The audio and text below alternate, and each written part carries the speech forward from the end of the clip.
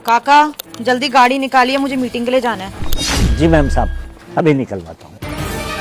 अरे काका आप खाना खा रहे हैं, आप खाना खा लीजिए, हम बाद में चले जाएंगे। ठीक है मैम साहब।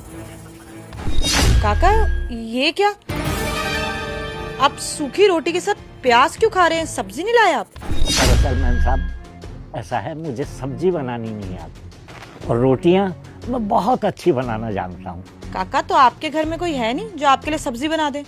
हाँ मैम साहब, सब हैं। मेरी बीवी है और 2 बेटियाँ हैं।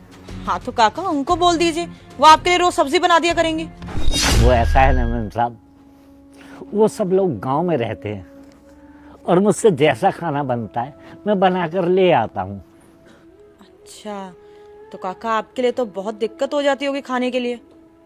हाँ मैम साहब, मुश्किल तो है, लेकिन क्या करूँ, जो मैं यहाँ कमाता हूँ सारा घर भेज देता हूँ और जो थोड़ा बहुत बचता है तो उससे आटा खरीद लेता हूँ और रोटियाँ बनाकर मैं ले आता हूँ और वो मैं प्याज के साथ खा लेता हूँ। घर में 2 बेटियाँ हैं ना, उनकी शादी की जिम्मेदारी भी तो मेरे सर पर है। अगर मैं उनकी शादी के लिए जमा नहीं करूँगा तो शादी कैसे कर पाऊँगा? अब तुम खुद सोचो बेटा, अगर मैं सारा पैसा अपने खाने पर बर्बाद कर दूँगा तो उन बेटियों की शादी के लिए पैसा कहाँ से जोड़ूँगा? आखिरकार उन बेटियों की शादी भी तो करनी है ना। कोई बात नहीं काका, आप ना रुकिए, मैं आपके लिए सब्जी लेकर आती हूँ। आप ऐसे रोटी मत खाइए प्याज के साथ। 1 मिनट। अरे नहीं नहीं बेटा, रहने दो, मुझे इन सब की आदत पड़ गई है और तुम कब तक मेरी मदद करोगी?